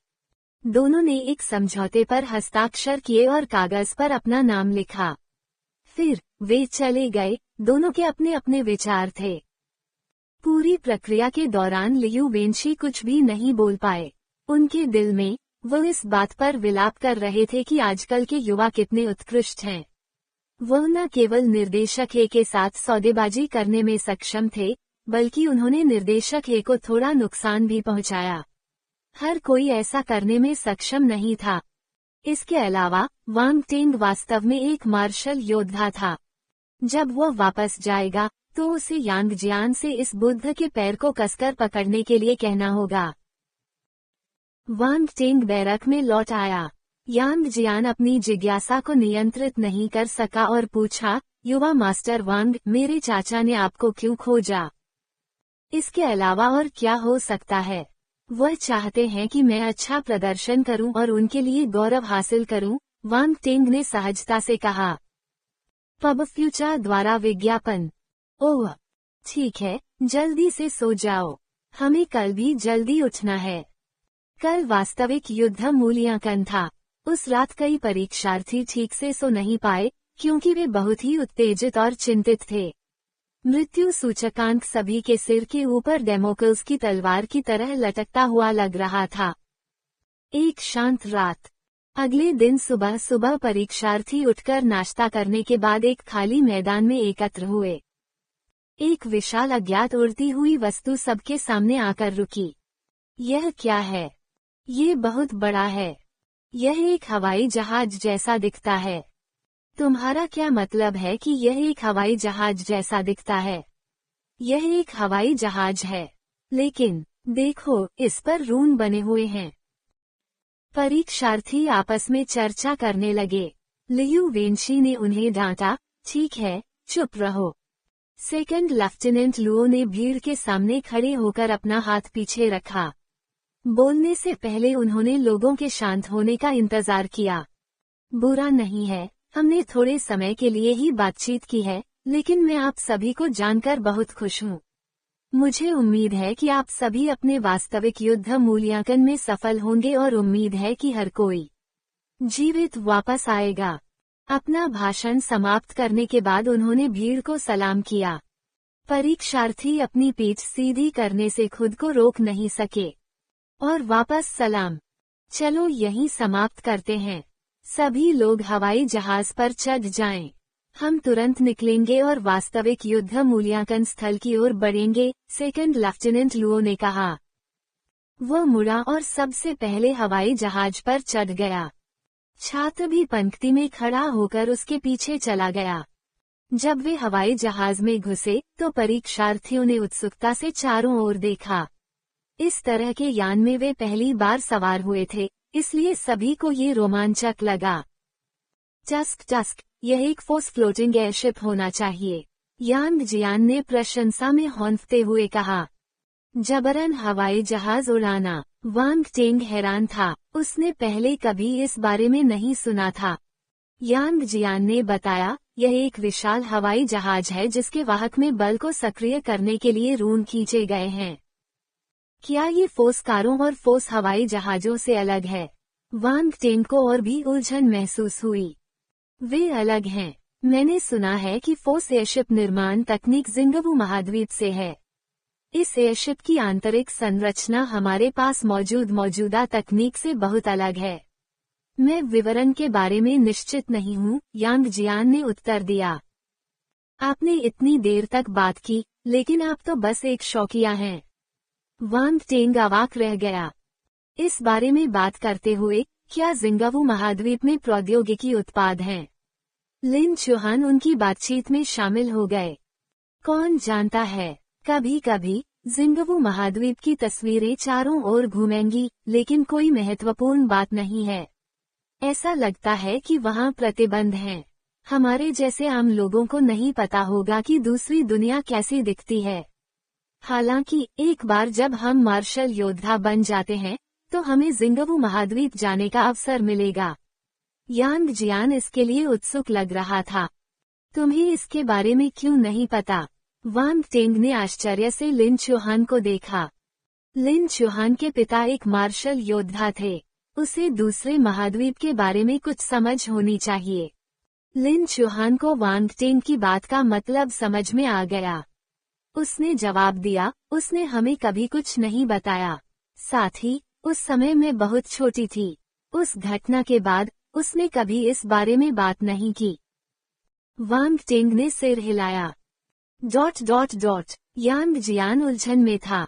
अच्छा, तुम दोनों के पास क्या रहस्य है? तुमने मुझे क्यों नहीं बताया? पब फ्यूचर द्वारा विज्ञापन। तैरता हुआ हवाई जहाज हवा में ऊपर उठ गया। अगर कोई खिड़की से बाहर देखे, तो उसे हवाई जहाज के चारों ओर तैरते हुए सफेद बादल दिखाई दे सकते थे। नीचे की इमारतें अब चींटियों जितनी छोटी हो गई थीं। 1000 से अधिक परीक्षार्थियों को ले जाने के बावजूद, हवाई जहाज बहुत स्थिर था। इसमें किसी भी प्रकार की अशांति नहीं थी। लगभग आधे घंटे बाद, हवाई जहाज थोड़ा सा कांपने लगा और नीचे उतरने लगा। हम आ गए हैं। परीक्षार्थियों ने जल्दी से बाहर देखा। वास्तव में उनके नीचे एक द्वीप था। वे समुद्र के बीच में थे। वास्तविक युद्ध मूल्यांकन का स्थल एक द्वीप पर है। यह अकल्पनीय है। कोई आश्चर्य नहीं कि मैंने पहले कभी वास्तविक युद्ध मूल्यांकन के स्थान के बारे में नहीं सुना। देखो, 2 अन्य हवाई जहाज वहां उतर रहे हैं। NOLBIN.com। अचानक आए एक आवाज ने सबका ध्यान अपनी ओर आकर्षित कर लिया। दरअसल, जिस दिशा में परीक्षार्थी इशारा कर रहा था, 2 हवाई जहाज अलग अलग दिशाओं से उड़ रहे थे। वे भी द्वीप पर उतर रहे थे। वे जोंगहाई के अन्य क्षेत्रों से आए छात्र होंगे, किसी ने अनुमान लगाया। हवाई जहाज धीरे धीरे द्वीप पर उतरा। द्वीप काफी बड़ा था और हवाई जहाजों के उतरने के लिए जमीन का एक बड़ा हिस्सा साफ किया गया था। सामने एक बहुत बड़ा कैंपिंग ग्राउंड था। परीक्षार्थी हवाई जहाज से उतरे और अपने आसपास के वातावरण का जायजा लिया। आगे का शिविर बहुत बड़े क्षेत्र में फैला हुआ था। सीमा पर भारी संख्या में भारी रून मशीन गनें रखी हुई थीं, जो युवाओं के लिए एक भयावह दृश्य था। उनके थूथन द्वीप और समुद्र तट पर जंगल की ओर थे। प्राथमिक द्वीप रून धातु की बाढ़ से घिरा हुआ था तथा सभी प्रवेश द्वारों पर संतरी तैनात थे। इसी समय अन्य 2 हवाई पोत भी उतर चुके थे। भारी संख्या में परीक्षार्थी बाहर निकल आए। कुछ ही सेकंड में कैंपिंग ग्राउंड के सामने का खाली इलाका लोगों से भर गया। जंगल के अंदर देखो। जैसे ही चीख सुनाई दी, जंगल में एक जानवर की दहाड़ गूंज उठी। गर्जन। प्राथमिक जंगल में एक विशालकाय जानवर दहाड़ता हुआ धातु की बाढ़ की ओर बढ़ा। बाहर बड़ी संख्या में शिकार देखकर जाहिर तौर पर उसकी भूख भड़क उठी थी। धमाका। दुर्भाग्यवश इससे पहले कि वह करीब पहुंच पाता, एक जोरदार विस्फोट से पूरा इलाका हिल गया। पहरेदारों ने तोपों से उस विशालकाय जानवर को निशाना बनाया और उसे मार गिराया। वो खतरनाक जानवर मांस के छोटे छोटे टुकड़ों में सिमट गया। एक परीक्षार्थी के सामने मांस का एक टुकड़ा गिरा। बेचारा इतना डर गया कि उसका चेहरा पीला पड़ गया। मैंने सुना है कि जंगल में कई उत्परिवर्तित जानवर हैं। आखिरकार आज मुझे उनमें से एक देखने को मिला। हालांकि ये सामान्य उत्परिवर्तित जानवर होने चाहिए जिन्होंने फोर्स को अवशोषित नहीं किया है। उनकी खाल मोटी है और वे भारी हैं, लेकिन वे फोर्स स्टार जानवर नहीं हैं। लेकिन ये उत्परिवर्तित जानवर भी डरावने हैं। क्या हम अपने वास्तविक युद्ध मूल्यांकन के दौरान उनका सामना करने जा रहे हैं? किसी ने डरते हुए कहा। अभी जो दृश्य हुआ उससे कई लोग डर गए। पब फ्यूचर द्वारा विज्ञापन। सब लोग। जोंगहाई क्षेत्र के तीसरे परीक्षा स्थल पर आपका स्वागत है। इस बार आपका वास्तविक युद्ध मूल्यांकन यही होगा। हमने आपके लिए सुरक्षात्मक युद्ध वर्दी और हथियार तैयार कर लिए हैं। जब आपका नाम बाद में पुकारा जाएगा तो आप अपने उपकरण लेने के लिए आगे आ सकते हैं। बेशक कुछ लोग अपने खुद के हथियार इस्तेमाल करने में ज्यादा सहज होते हैं और उन्हें साथ लेकर आते हैं। अगर आप निरीक्षण में पास हो जाते हैं और आपके हथियार जरूरतों को पूरा करते हैं तो आप अपने हथियारों का इस्तेमाल कर सकते हैं। अभी आपके पास 2 घंटे हैं। जल्दी से अपना सामान ले लो, फिर आप अपनी परीक्षा शुरू कर सकते हैं। कैंपिंग ग्राउंड में बने मंच पर एक आदमी खड़ा था। उसकी आवाज तेज तो नहीं थी, लेकिन सबके कानों में साफ साफ आ रही थी। चेन जियाओमिंग, लिन दावेई, झेंग डोंग। मंच के नीचे बड़े बड़े बक्सों की कतारें लगी हुई थीं। 10 से ज्यादा कर्मचारी बगल में हथियार बांट रहे थे। जिन छात्रों के नाम पुकारे गए वे जल्दी जल्दी आगे बढ़कर अपना सामान लेने लगे। इसके बगल में एक क्षेत्र था जहां परीक्षार्थियों के हथियारों का निरीक्षण किया जाता था ताकि ये देखा जा सके कि वे मानदंडों को पूरा करते हैं या नहीं। वांग टेंग आगे बढ़ा और अपना रून हथियार वाहक ताबूत निकाला। उसने एक एक करके अपने हथियार निकाले। बेशक वो अपनी रून बंदूक नहीं लाया था। ये बात बिना सोचे समझे समझी जा सकती है कि परीक्षा के दौरान बंदूक जैसे हथियारों के इस्तेमाल की बिल्कुल भी अनुमति नहीं थी। हथियार रखने वाले ताबूत को देखकर इंस्पेक्टर थोड़ा चौंक गया। युवा लड़के, तुम्हारा हथियार बुरा नहीं है। तुमने इसे कहाँ से खरीदा? ताओबाओ पर कस्टम मेड, अपनी तरह का एकमात्र, वांग टेंग ने थोड़ा गर्व से उत्तर दिया। इंस्पेक्टर मुस्कुराया और आगे कोई पूछताछ नहीं की। उसने वांग टेंग के हथियारों की जांच शुरू कर दी, जो मुक्केबाजी के दस्ताने और युद्ध की तलवारें थीं। वे दोनों एक सितारा रून हथियार हैं। कोई आश्चर्य नहीं कि आप हमारे द्वारा वितरित किए जा रहे हथियारों का उपयोग नहीं करना चाहते हैं। इंस्पेक्टर ने आश्चर्य से वांग टेंग की ओर देखा। वांग टिंग ने पूछा, क्या वे आवश्यकताएं पूरी करते हैं? बेशक, वे ऐसा क्यों नहीं करेंगे? केवल मार्शल योद्धा ही 1 स्टार रून हथियारों की पूरी क्षमता का उपयोग कर सकते हैं। मार्शल शिष्यों के हाथों में, वे थोड़े ज्यादा तेज होते हैं। क्या आप एक मार्शल योद्धा हो सकते हैं? इंस्पेक्टर ने पूछा। भले ही आप एक मार्शल योद्धा हों और इन 1 स्टार रून हथियारों की पूरी शक्ति को इस्तेमाल करने में सक्षम हो, यह आपकी अपनी क्षमता है। यह नियमों का उल्लंघन नहीं है, बगल में मौजूद एक अन्य निरीक्षक ने कहा। वांग टिंग ने सिर हिलाया। इंस्पेक्टर ने पुष्टि की कि कुछ भी गलत नहीं है। वांग टिंग ने हथियार रख लिए। वो अपने हथियार वाहक ताबूत को लेकर परीक्षार्थियों की कतार में वापस चला गया। तो यह चीज तुम्हारा हथियार है। ये बात अचानक लिन चुहान के दिमाग में आई। मैंने पहले ही कहा है कि यह मेरा गुप्त हथियार है, वांग टिंग ने मुस्कुराते हुए जवाब दिया। टस्क, ये कैसा रहस्य है? लिन चुहान ने तिरस्कार के साथ कहा। लिन चुहान, वांग टिंग। इस समय, उनके नाम अंततः पुकारे गए। वे जल्दी से अपने उपकरण लेने के लिए आगे बढ़े।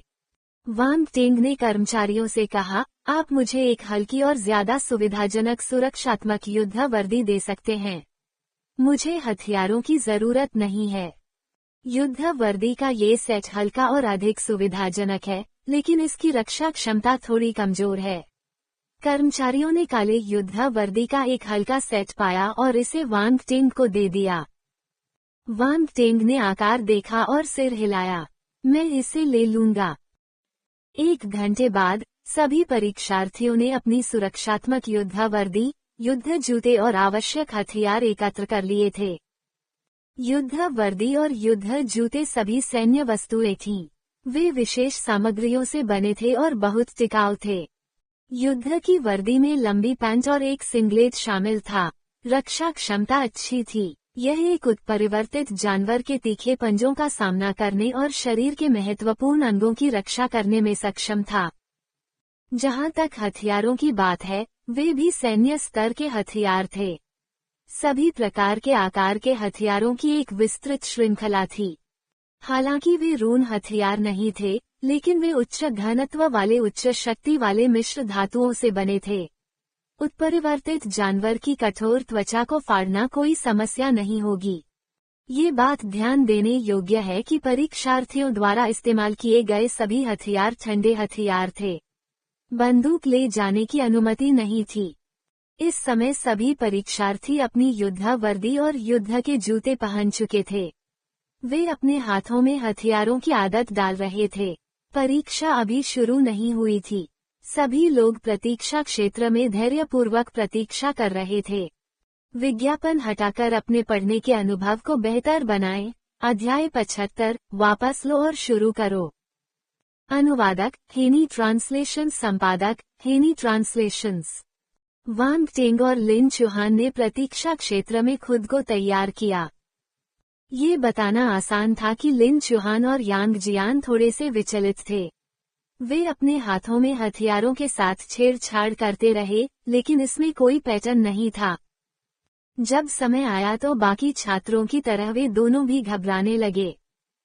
खैर, उन्हें भी दोषी नहीं ठहराया जा सकता। उत्परिवर्तित जानवर की क्रोधित दहाड़ और उसके बाद के विभत्स दृश्य ने परीक्षार्थियों के दिलों में जबरदस्त उत्तेजना पैदा कर दी थी। खास तौर पर तब जब उत्परिवर्तित जानवर धातु की बाड़ से बाहर निकलना चाहता था। उसकी आंखों में दुष्ट इरादे स्पष्ट थे। वो परीक्षार्थियों को अपना भोजन समझता था। क्या वास्तव में ऐसा कोई दिन था जब मनुष्य भोजन तक सीमित हो गया था? ये परीक्षार्थी हाथीदांत के महलों में छोटे फूलों और युवा घासों की तरह थे। उन्होंने कभी भी समाज से मारपीट या जंगल के कानून की क्रूरता का अनुभव नहीं किया था। यद्यपि उन्होंने विभिन्न माध्यमों से उत्परिवर्तित जानवर की निर्दयता और भयावहता के बारे में लंबे समय से सुना था, लेकिन उन्होंने इसे कभी प्रत्यक्ष रूप से महसूस नहीं किया था। ये कितना भयावह था, यह कोई तभी समझ सकता है जब उसने इसे व्यक्तिगत रूप से अनुभव किया हो। क्या तुम ठीक हो? वांग टिंग ने लिन चुहान के चेहरे पर भाव देखकर पूछा। ईमानदारी से कहें तो, अपनी क्षमता के आधार पर उत्परिवर्तित जानवर से लड़ना उसके लिए थोड़ा कठिन होगा। ये ठीक है। लिन चुहान ने अपने दांत पीस लिए और खुद को शांत रहने के लिए मजबूर किया। यांग जियान ने कड़वी मुस्कान के साथ कहा, मैंने सोचा था कि मैं बिना किसी डर के इस वास्तविक युद्ध का सामना कर सकता हूँ, लेकिन अब मुझे थोड़ा डर लग रहा है। डरना ठीक है। देखो, कौन नहीं डर रहा है। वांग टेंग ने उनके आसपास खड़े दूसरे लोगों की ओर इशारा किया। झू वो और हे मनरोंग भी घबराए हुए हैं। अब मैं बहुत बेहतर महसूस कर रहा हूँ। यांग जियान ने राहत की लंबी सांस ली जब उसने उन्नत चरण के मार्शल शिष्यों के चेहरों पर भाव देखे। सांस। लेकिन तुम बिल्कुल भी चिंतित क्यों नहीं लग रहे हो? मैं इन उत्परिवर्तित जानवरों को एक मुक्का मारकर खत्म कर सकता हूँ। चिंता की क्या बात है? वांग टेंग ने शांति से कहा। क्या तुम मजाक कर रहे हो? उन उत्परिवर्तित जानवरों की खाल बहुत मोटी होती है। हालांकि तुम्हारी ताकत 1000 किलोग्राम है, फिर भी तुम उनमें से किसी को एक मुक्का मारकर नहीं मार पाओगे। यांग जियान को स्पष्ट रूप से उस पर विश्वास नहीं हुआ। क्या आपको लगता है कि आपका मुक्का तोप है? लिन चुहान ने भी अपनी नापसंदगी व्यक्त की। जब मैं सच बोल रहा हूँ तो कोई मुझ पर विश्वास क्यों नहीं करता? वांग टेंग अवाक रह गया। ऐसे ही तीनों ने सहजता से बातचीत की। चुटकुलों और मजाक की एक श्रृंखला के बाद लिन चुहान और यांग जियान पहले की तरह घबराए हुए नहीं दिखे। सब लोग। जब युवाओं ने ऊंची आवाज सुनी तो उनकी निगाहें ऊंचे मंच पर चली गईं। युद्ध वर्दी बांटने वाला अधिकारी परीक्षार्थियों से बात कर रहा था। वास्तविक मुकाबला मूल्यांकन शुरू होने वाला है। मैं अब परीक्षा के नियमों की घोषणा करूंगा। सबसे पहले, वास्तविक युद्ध मूल्यांकन सुबह 10 बजे शुरू होगा और कल सुबह 6 बजे समाप्त होगा। इसका मतलब है कि आप एक दिन और एक रात इस प्राथमिक जंगल में रहेंगे। ये सुनते ही परीक्षार्थियों के चेहरे पर मुस्कान आ गई। एक दिन और एक रात। प्राथमिक जंगल खतरों से भरा हुआ था, फिर भी वे उन्हें बता रहे थे कि उन्हें इतने लंबे समय तक अंदर ही रहना होगा। वे जिंदा कैसे रह सकते थे? अधिकारी ने नीचे बैठे परीक्षार्थियों के शोरगुल को नजरअंदाज करते हुए बोलना जारी रखा। इस अवधि के दौरान आपको अपना भोजन, पानी और रात के लिए आवास स्वयं खोजना होगा। साथ ही, यदि आप परीक्षा पास करना चाहते हैं, तो आपको कम से कम 5 उत्परिवर्तित जानवरों को मारना होगा। ये न्यूनतम संख्या है। आप जितने अधिक उत्परिवर्तित जानवरों को मारेंगे और जानवरों का स्तर जितना ऊंचा होगा, आपको उतने ही अधिक अंक मिलेंगे। इस तरह भविष्य में आपके पास बेहतर विकल्प होंगे। हम पूरी परीक्षा अवधि के दौरान सैटेलाइट कैमरों का उपयोग करके पूरे जंगल पर नजर रखेंगे। आप सभी के पास अपनी युद्ध वर्दी पर एक संचार उपकरण है। यह आपके स्थान को ट्रैक करने में सक्षम है ताकि यह सुनिश्चित किया जा सके कि हर कोई निगरानी में है। आपके द्वारा मारे गए उत्परिवर्तित जानवर का स्तर, साथ ही आपके द्वारा मारे गए उत्परिवर्तित जानवरों की संख्या सभी रिकॉर्ड किए जाएंगे। इसे अंकों में बदल दिया जाएगा और आपके डेटा में अपडेट किया जाएगा। हालांकि आपको जानवरों को व्यक्तिगत रूप से मारना होगा। दूसरे लोग आपकी मदद नहीं कर सकते। अगर ऐसा नहीं किया तो इसे धोखाधड़ी माना जाएगा। आपको परीक्षा से अयोग्य घोषित कर दिया जाएगा। इसके अलावा याद रखें कि छात्रों को वास्तविक युद्ध मूल्यांकन के दौरान एक दूसरे का गला काटने की अनुमति नहीं है।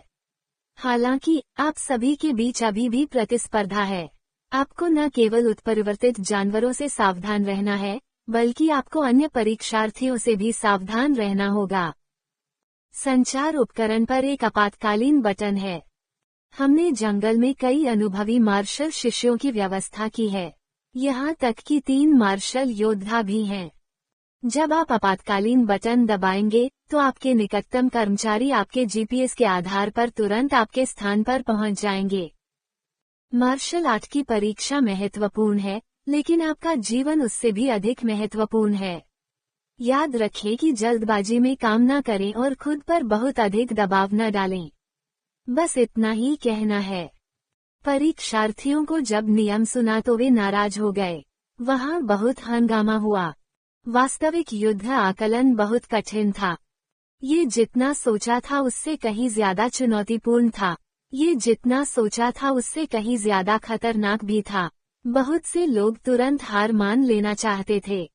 यदि आप हार मानना चाहते हैं तो आप अब आगे बढ़ सकते हैं। अधिकारी ने उनके विचारों को समझ लिया और शांति से कहा। परीक्षार्थियों ने एक दूसरे को देखा और देखा। अंत में एक महिला ने पहल की और सबसे पहले खड़ी हुई। मैं जाना चाहता हूँ। जब उसने ये वाक्य कहा तो वह पहले से ही रो रही थी। यह अनुमान लगाना आसान था कि यह निर्णय लेना उसके लिए कितना कष्टकारी रहा होगा। मार्शल आर्ट के परीक्षार्थी ने मार्शल आर्ट की परीक्षा के लिए बहुत मेहनत की होगी, खास तौर पर साधारण परिवारों के छात्रों ने। उनके परिवारों ने शायद मार्शल आर्ट का अभ्यास करने के लिए संसाधन जुटाने के लिए बहुत पैसे बचाए होंगे। लेकिन अब वह हार मान रही थी। कुछ छात्र हैरान थे, जबकि अन्य को ये बात जटिल लगी और उन्होंने उसकी भावनाओं को समझा। उन्हें लगा जैसे वे किसी बहुत बड़े बोझ से मुक्त हो गए हों। चूंकि किसी ने नेतृत्व संभाला था, इसलिए वे न्यायसंगत और संतुष्ट महसूस करते थे। कुछ निराशा, पीड़ा और संघर्ष के बाद कुछ छात्रों ने भी यही निर्णय लिया और हार मान ली।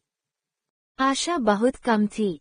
पहले तो वे उम्मीद की एक बूंद पाने के लिए लड़ना चाहते थे, लेकिन अगर इसके लिए उन्हें अपनी जान जोखिम में डालनी पड़े तो उनका काया दिल उन्हें ऐसा करने की इजाजत नहीं देता था। कुछ देर बाद जो परीक्षार्थी हार मान चुके थे वे एक कोने में अलग अलग खड़े हो गए। वहाँ कुछ 100 से ज्यादा लोग थे। क्या कोई और भी हार मानना चाहता है? अधिकारी ने पूछा। जब उसने देखा कि कोई और परीक्षार्थी आगे नहीं आया है तो उसने आगे पूछा। ऐसी स्थिति में बाकी परीक्षार्थियों को यादृच्छिक रूप से 10 टीमों में विभाजित किया जाएगा। आप अलग अलग प्रवेश द्वारों से जंगल में प्रवेश करेंगे। कुछ कर्मचारी उन्हें व्यवस्थित करने के लिए आगे आए। जो परीक्षार्थी एक दूसरे से परिचित थे उन्हें 10 टीमों में विभाजित किया गया। कर्मचारियों के नेतृत्व में वे अलग अलग प्रवेश द्वारों की ओर बढ़े। वांग टेंग एक टीम के बीच में खड़ा था। उसके चारों ओर अपरिचित चेहरे थे। लिन चुहान और यांग जियान दूसरी टीमों में थे, इसलिए वह उन्हें अब और नहीं देख सकता था। उसे उम्मीद थी कि वे सुरक्षित रूप से मूल्यांकन पास कर लेंगे। कुछ ही देर बाद वांग टेंग की टीम प्रवेश द्वार पर पहुंच गई। कुछ देर इंतजार करने के बाद उनकी टीम का नेतृत्व करने वाले व्यक्ति ने अपनी घड़ी देखी और कहा, अब समय हो गया है। आप अब अंदर जा सकते हैं। आप सभी को शुभकामनाएं। उन्होंने गार्ड को धातु के गेट खोलने का संकेत दिया। फिर उन्होंने परीक्षार्थियों को अंदर जाने दिया। सभी छात्रों को याद था कि अधिकारी ने इससे पहले क्या कहा था। परीक्षार्थियों के बीच प्रतिस्पर्धा थी और उन्हें साथी छात्रों के प्रति सचेत रहने की आवश्यकता थी। मनुष्य अप्रत्याशित हैं, किसी ने भी इस वाक्य को कम आंकने का साहस नहीं किया। इसलिए जैसे ही वे जंगल में दाखिल हुए वे एक दूसरे से अलग हो गए और अलग अलग दिशाओं में चल पड़े। वांग टेंग ने वर्षावन की गहराई में एक निश्चित दिशा में प्रवेश करने का फैसला किया। वह पहले से ही अपने मुक्केबाजी दस्ताने पहने हुए था और अपने हाथ में युद्ध की तलवार पकड़े हुए था। उन्होंने कहा कि यह परीक्षा उनके लिए आसान थी, लेकिन वे मूर्ख नहीं थे। वे अपनी सतर्कता नहीं छोड़ेंगे। उसके चारों ओर ऊंचे ऊंचे हरे भरे पेड़ थे और जमीन सूखे गिरे हुए पत्तों से ढकी हुई थी। सड़ते हुए पत्तों की बदबू और घास और पत्तों की ताज़ा खुशबू उसकी नाक में समा रही थी।